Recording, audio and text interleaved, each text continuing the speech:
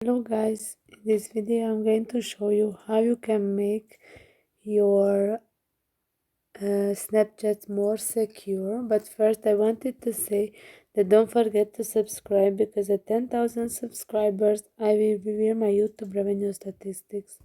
So let's start. First go to your Snapchat. After to your profile, click on the settings, and here you can see the two-factor authentication. And it says that login verification helps keep your account more secure. With login verification enabled, you will need both your password and the verification code sent to your phone to log in on other devices. So here is to choose a way to receive your verification code, SMS verification and authentication app.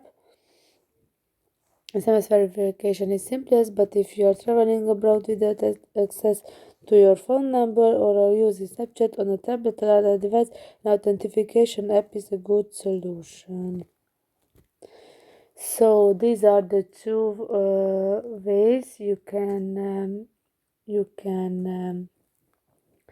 get your verification code for the two-factor authentication. I hope that this was helpful for you. If yes, please consider subscribing. Wish you a beautiful day. Bye bye.